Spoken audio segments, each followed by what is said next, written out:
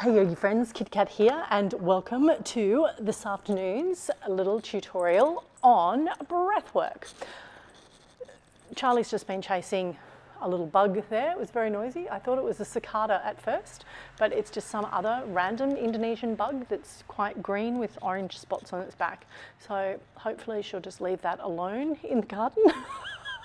And we have just had the most massive thunderstorm here, cracks of thunder straight over the top of where I live here in Seminyak, Bali, that shook the windows and was certainly a little message from the universe to take a time out. So yeah, we had a little bit of stillness. I actually laid down on the bed and just listened to the rain for a moment because it was certainly not conducive to shooting any content for anything whatsoever. So here we are back talking about breath work. So breathe, bend, sit, sustain. We have actually spent quite a bit of time, energy and effort talking about breathing and actually bringing some of those breathwork practices to life and finding out how we can change our mental, physical and emotional states at any time we want to. So we've looked at techniques that will bring us from a state of a little bit of maybe internal chaos into a place of calm. We've looked at breathwork activities that will lift us when we need to be energized or invigorated. And we've looked at breathwork practices that will just bring us to a place of balance. We've also worked through a breathwork practice that brings us to a beautiful place for meditation. That was the breathing exercise where we lifted up and came down with the hands and sat with a breath hold and an external breath hold. A meditation practice or an entry to meditation that I find particularly enjoyable. So one of the things about this rainy weather is that it sends all of the mosquitoes indoors. So if you see me wave around a little bit of incense, yeah, I'm just saying mosquitoes, no fun at all.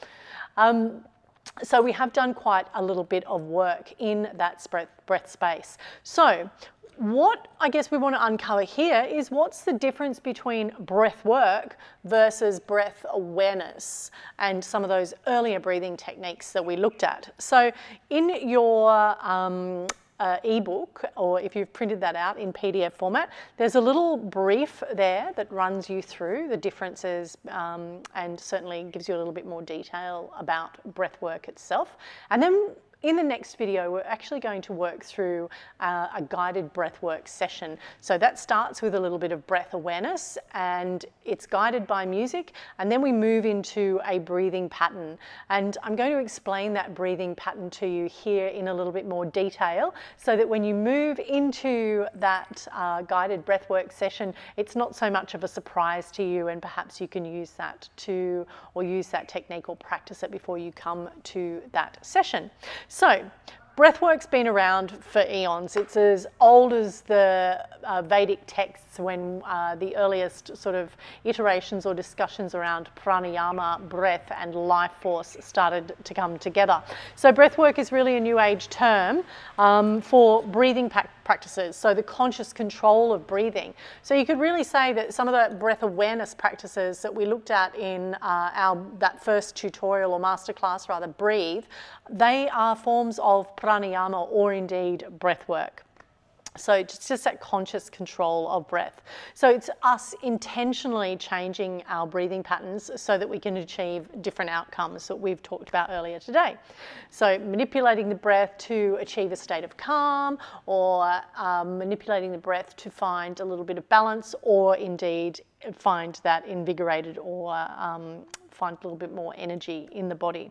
So everything around our breathing patterns, and I may have mentioned this in that earlier masterclass, is that it's really like a numbers game. So the shorter the inhale and the longer the exhale, the more you're going to bring yourself into that parasympathetic or calmed state. And the longer the inhale and the shorter the exhale, the more you're going to elevate and bring or re-energize the body. So breathwork's pretty trendy right now, but it's certainly not new. And people have been practicing, as I said, breathwork for thousands of years. However, what we've done now is we've seen a little bit of rebranding and People like Wim Hof and Dan Brule and Stanislav Grof have all had an impact on breathwork and certainly brought that to the masses more so, and made it a more consumable or marketable product than what it was before. So most people think that breathwork is just a single activity in of itself, but it's actually more like yoga. So we have different styles of yoga, like power yoga, Ashtanga Vinyasa, Bikram, and we have different styles of breathwork as well. And each of those different styles has its own unique benefits. And I'm not going to go in too much to all of those different styles, but to say that they are all different and all have their own specific purposes, looking at improving different aspects of physical, mental and spiritual well-being. And look, I would really welcome you to explore some of those practices. For me, I have done some work with Dan Brule, who is probably the first person that took me deeper into my breathwork journey. There's a lot of reading to be done. I posted earlier about some of that. Some of those books that really took me on a journey through that breathwork practice. I've done some breathwork trainings and teacher trainings that have given me an elevated amount of knowledge, and all of these teachers really work together because they understand the beautiful benefits of yoga, of breathwork, of breathing and pranayama. And none of them, it's not like yoga practice where they're like, oh, this is the be all and end all. If you do this, you can't do that. Or, and they really put themselves in very specific channels about how they practice their yoga, and they stick to that one style. And I'll use Bikram and Ashtanga Vinyasa as an example there. If you're doing that Ashtanga series, from the primary series right through the levels of Ashtanga, you're really sticking to that one and not deviating from that. And the same with the Bikram practice. When you enter into that world and into that realm, and if you're practicing consistently under the direction, of a Bikram teacher, there's not a lot of room to explore a lot else in there. The difference in breathwork is that all of these teachers, they really talk each other up. They really, as a community of teachers and people that are sharing practices, they all really engage in each other's research and work, and they bring ideas to life together as a community. And I find that absolutely fascinating, because it seems to be, not one person running with an idea and just going, I've got the only idea that works, and running off in that direction. All of these people, these key researchers and leading authorities in this space really come together as a community to lift the profile of breathwork and the importance of better breathing for the community at large.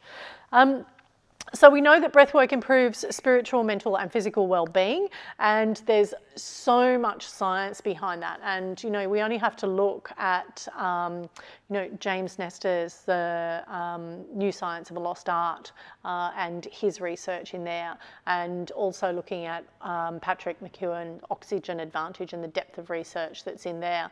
And, this extends to things like when we talk about, we can go so far as going, holistic dentistry, and looking at how breathing impacts how our jaws form, and that eating and that the transfer of oxygen into energy, how that impacts the body, and the formation of bones and muscles and organs and tissues. Like, breathing just impacts every single part of our well-being, of our lives, in fact. And so to underestimate this, the power of the breath, and to not want to understand how to better master that, I think it's a crime. I actually made a comment yesterday when I was talking to someone about this, that, learning to be a better breather should be mandatory before you get a Medicare card in Australia. So if you become an adult and you've got a Medicare card,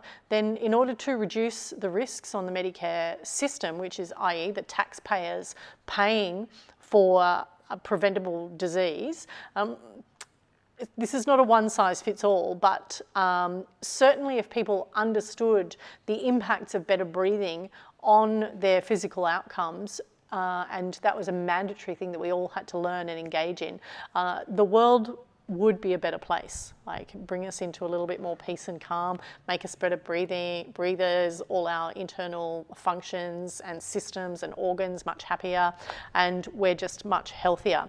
So we've looked at a little bit through our breathing techniques and breath awareness, you know, slow breathing and fast breathing, and I talked about that a little bit earlier today. But slow breathing, you know, the activation of the vagus nerve, its primary feeling is that you start to feel a little calmer and more relaxed. The stress response is that it lowers cortisol, and the benefits are immediate. So you start to feel that, that sense of of calm washing over you, which is an expression of feeling that sense of calm wash over me.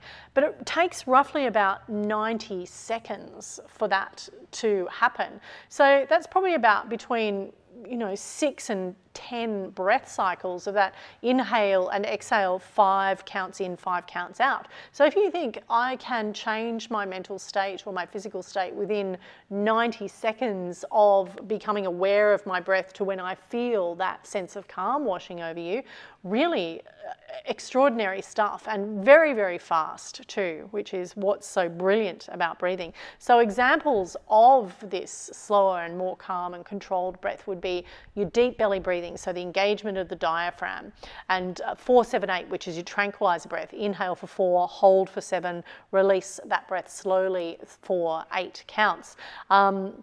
Box breathing, so you 4 counts in, hold for 4, exhale 4, hold on the out for 4. So all of these things are slowing down the exhale breath. So fast breathing is that primary feeling of feeling like a level of alertness, feeling more energized, and like you've got, you know, there's a little bit of heat or tapas being created in the body too. The stress response is that in the short term it increases cortisol, and the benefits are that it stimulates the immune response and lowers inflammation. So if you are in control of your breath, so there are some really beautiful benefits to bringing a little bit more speed or shortening that exhale breath as well. It's just not the place that we want to live in at all periods of time, she says, as she passes the incense from one side to another. But this seems to be doing a fairly good job of keeping the mosquitoes at bay here today. So one of the things that I think about, breathwork as a concept of a collective practice is not a one-size-fits-all. So you can go to a breathwork class and you might have anywhere between 10 and 20 people in a room breathing collectively as a tribe there. And you know, many breathwork teachers, I think, bring a group of people into a room who are all there for a myriad of different reasons, just as we would be in our yoga practice. But for me, sometimes it doesn't address the specific needs of the individual. I feel like that they have to have a little bit of knowledge around what that experience is going to be like for them, where their current breath practices are at, and then what that person actually needs, or what the outcome is, what they desire to achieve from attending that breathwork practice. And if you walk into a class and you've got sort of 50, 60 people in there that haven't done that practice before, and it's their first time, you know, just like our yoga practice, it's not a one-size-fits-all. So for me, super important that I understand where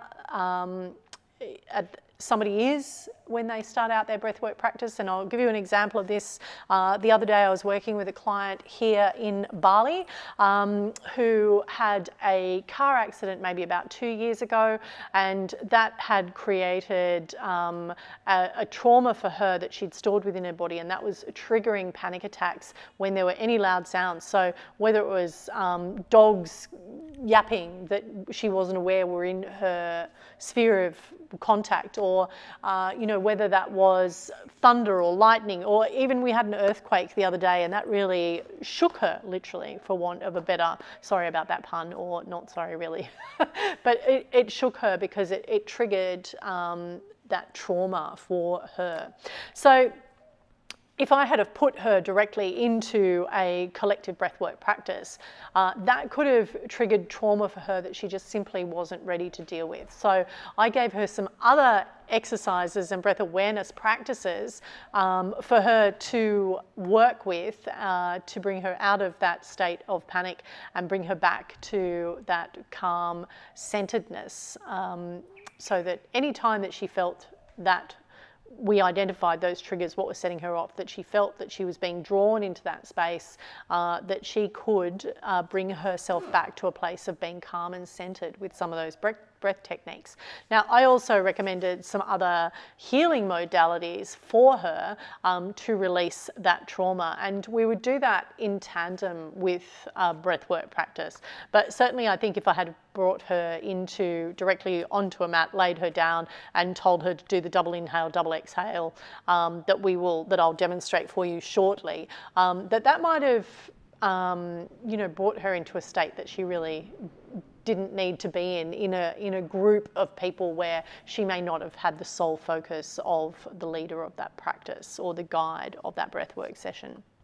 So during a breathwork practice, whether you're on your own or if you are indeed in a collective practice, what happens first is the teacher's going to guide you through a specific breathing technique. Now, loads of teachers have different techniques. So if you've ever experienced Wim Hof, it's a double inhale through the mouth and a double exhale through the mouth.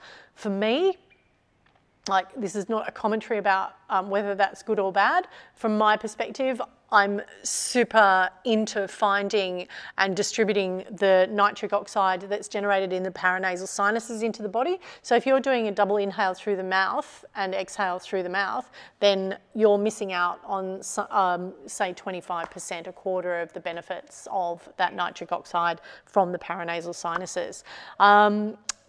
So once you begin breathing, they might play inspirational music and they might incorporate aromatherapy. Sometimes I bring that to the end of the practice as we release into meditation, just to kind of find that stillness and bring you into that space and let you relax. Might even be crystal therapy in there, which is quite nice too. And at the end of that session, and usually these go, generally speaking, 25 to 35 minutes in that really strong breathing space. But if you look at something else like rebirthing or some of the holotropic breathing, some of those sessions can go for 3 and 4 hours, and you go away for maybe a couple of days and you experience those sessions in a group where someone is actually witnessing that practice or you participating in that practice and they're bearing witness to that, so that they can be your support person for that, essentially for that practice. Those practices, as I said, can go over a period of a couple of days for 3 hours or so per session. That's where you start to get, or there's the sensation that some of those sort of breathing techniques lead you to have very different experiences. Interesting stuff. Breathwork can be practiced just as effectively remotely. So if I was working with you one-on-one, we can certainly do that via a Zoom call or via Facebook Messenger. And we can do that in person here in Bali. And we are planning our first retreat back in Bali for March of next year. And breathwork or guided breathwork sessions after we look at one-on-one breath awareness will certainly be part of that practice here in Bali. So that's kind of exciting. Then after you've moved through that really strong breathwork session, and it's up to you as to how strong you make that, because you are in control of your breath. Generally speaking, the person that's guiding you through that session will bring you into a more relaxed state and allow the body to recalibrate and for you to come into kind of a meditative space so that you feel confident and relaxed and capable of moving back out into the world. So sometimes this can be like, I find at the end of my breathwork practice, I usually, breath awareness every day, but breathwork practice maybe 2 to 3 times a week, and that roughly is a 25-minute session for me where I've got the double inhale, double exhale. I use music and I really enjoy that session. I enjoy the meditation that I have after it. I feel like my body is at a point where I've exerted all this energy and brought all this beautiful fresh oxygen into the body, and because I practice some breath holds, and we'll be doing those in the guided session as well, I really feel like I have done a little bit of an internal workout and then allowed myself to have a very grounded and connected meditation. So that's super lovely. So some of the breathwork types include the Wim Hof method, which I've mentioned before, Soma breath, oxygen advantage, which is Patrick McEwen, holotropic breathing, which is Stanislav Grof, and rebirthing, and then pranayama, which is the ancient yogi techniques that we learn as we move through our yoga practice. So let's talk a little bit about what the guided breathwork session is going to be like for you, or what to expect during that guided breathwork session. So first of all, we'll come in and we'll find a seated position, and we'll just kind of check in with the body and see where we're at the time, and try and bring ourselves to a place of grounded connection. So we'll do a couple of different breathing techniques. We might use the arms lifted and release, do some shoulder rolls, and certainly open up into the ribs and the intercostals so that we can have more expansion into the ribs of the lungs so that we can take more oxygen in. We're going to work with some breath holds. So you'll be holding the breath on the inhale, and then you'll be releasing that breath hold and letting the breath go and holding the breath on the exhale. So the Puraka and Rechaka, also known as Kumbhaka. Now, these, the breath hold, when you inhale and you hold all that breath inside the body, you actually have quite a fair whack of oxygen on that hold. So building your CO2 resistance there is probably not going to be as great as what you experience when you release the breath, and not like fully exhale the breath to the point of having zero held in the lungs, but to a point of comfortability. What we're going to do then is hold the breath as long as we possibly can, and then when you get to that point where you feel that first pull in the belly to draw the oxygen in, then you're going to count back from 10 and draw oxygen slowly, or fresh air rather, slowly into the body with the inhale-exhale breath. You're also going to have an experience of what we call Omkar. So Omkar is an inhale breath, and then you're going to make a tone. And that tone, the reason we call it Omkar is because it sounds, and it is effectively that tone of Om. And Omkar brings you into a meditative state. So you take an inhale breath, you have a small breath hold, and then you make a tone. Om.